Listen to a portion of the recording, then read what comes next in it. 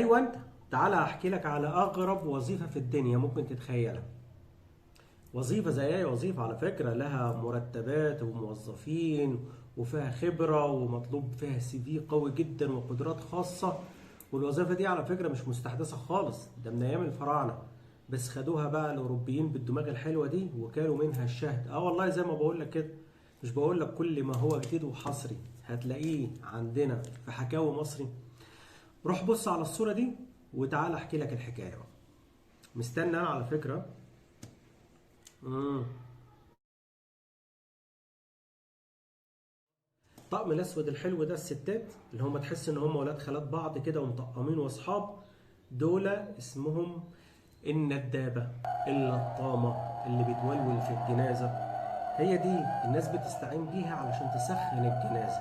هو ده وظيفة، او هي دي وظيفة الندابة. انت تحس انهم قرايب الميت، ويعني داخلين كده بعمق وبحزن، ولا ليهم علاقه خالص بالموضوع، لسه عارفين اسمه ومات ازاي ما كملش ثواني. لكن سبحان الله تحسسك ان ده ابن خالتها اللي هي يتيم كمان، مش ابن خالتها العادي، وهي اللي مربياه. رزقهم ودي قدرات خاصه. هي دي وظيفه الندابه. بره بقى كانوا منها الشهد ازاي؟ في بريطانيا في خدمات، شركات لخدمات اسمها خدمات الموتى. بيستعينوا بالندابه دي، بس طبعا الندابه اللي هي ايه؟ اللي هي الشيك المثقفه، وانت تطلب عايز عدد معين، عايز سن معين، عايز ثقافه معينه، يعملوا واجب مع الميت. بس معظم الناس اللي بتستعين بيهم بيبقى يعني هم مغتربين عن البلد نفسها، فما فيش أهلية كتيرة، فبيكمل بها الشكل الحلو ده، أو اللي هم على حسب هواهم يقول لك إيه، لا ده احنا كده خارجة صح. أو لو حد يكون في منطقة لسه جديد وما يعرفش حد، فاتصل بالشركة عايزين 50 ندابة بعد إذنك، بس يكون يعني لغات مختلفة، أشكال مختلفة، بيحصل والله. لكن الشغلانة هي مصري مصري. عايز تعرف أصل الندابة فين؟ في مقبرة اسمها مقبرة راموز، دي في الأقصر من آلاف السنين. دي كانت لأحد النبلاء. تلاقي إن الندبة بقى المصرية الأصيلة موجودة وماسكة الدف، يعني كمان بتجود من عندها. وفي كتاب لباحث اسمه الأستاذ أحمد أمين، كان بيتكلم برضو فيه عن الندبات وعن التعبيرات المصرية. الناس دي بتشتغل كده بعشوائية، يعني هي دورها بس انها تروح الجنازة تسخن الجنازة، ولا في نظام محطوط؟ يعني هي الندب على حسب الحادثة. اللي مات مقتول غير اللي مات غرقان، غير اللي مات في الغربة، غير الشاب، غير اللي متجوز، غير بنت متجوزة، غير الطفل. كل حالة ليها حالة. وظيفتهم والله هم يضحك وهم يبكي. تعال بقى اديك شوية نماذج كده لطريقة التعديد او الندب لكل واحد مختلف عن التاني، علشان تعرف ان في احترافية، والمجال كمان متوارث. هو الحمد لله تعالى عندنا يعني مفيش كتير الا على خفيف في الصعيد، لان هي شغلانة برضو اندثرت، ولكن لسه موجودة، وان شاء الله تعالى هتنتهي باذن الله. تعالى نسمع الناس دي بتندب ازاي. ده الندب فن. لاطلع جبل عالي عليكم ودموع العين تتدردر عليكم، والله يا وقاف عينك عليهم هذول الروح والمهجسة، ونبرع نومي وهواجيس واصبحت لاني بقاع الجليبي، انا ندبوني بقاعة البير تنكيس، لاصبر على حظي وقلة نصيبي، يا دار العز نابيني تنابيك، يا حلو دور تتراجك محمد بيك، نشدت بالنبي يا دار وين رايك، يا حزير تزارت على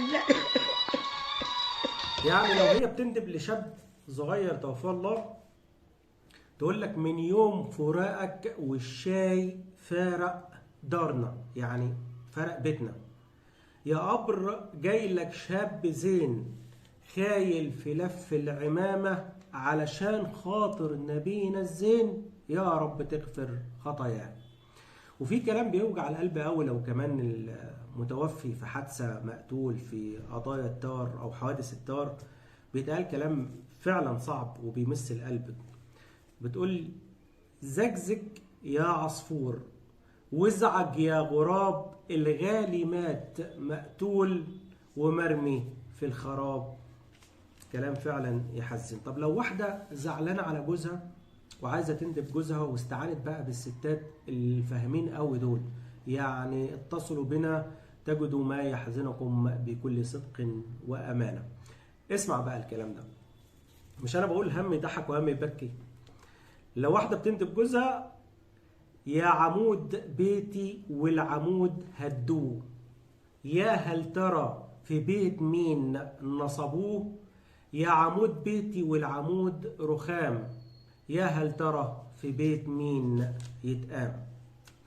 طيب لو المتوفي بنت لسه ما اتجوزتش، صبية يعني، يقول لك: يعود طري وتلوى، ميل ومال على الأرض، امبارح كان وسطنا والنهارده تحت الأرض، يا قبر جاي لك عروسة محنية الكفوف والكف، خدت معاها الهنا وسابت وجع القلب.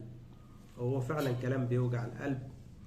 لكن في نهاية كلامنا، او احنا ليه عاملين الفيديو ده، عايزين نقول ان الاستعانة بيهم شرعا حرام. وده مش كلامي انا، ده كلام سيدنا النبي عليه افضل الصلاة والسلام لما قال: ليس منا من ضرب الخدود، اللي هو اللطم يعني، او شق الجيوب، او دعا بدعوى الجاهلية. متفق عليه، ده من حديث ابن مسعود وهتلاقوه في الصحيحين. ونتعظ برضو يعني حادثة موت إبراهيم ابن سيدنا محمد عليه أفضل الصلاة والسلام. سيدنا النبي قال: إن العين تدمع والقلب يحزن، ولا نقول إلا ما يرضي الرب، وإن لفراقك لمحزون. يا رب إن شاء الله تعالى العادة دي تختفي. أنا حبيت بس نقول إن في فعلا وظائف على قدر ما هي فيها مبكيات مضحكات، إن شاء الله تعالى يعني ما تكونش موجودة وتندثر اندثار تام. ده هدفنا من الفيديو، ونشوفكم إن شاء الله في فيديو جديد، وكل ما هو حصري في حكاوي مصري. في أمان الله.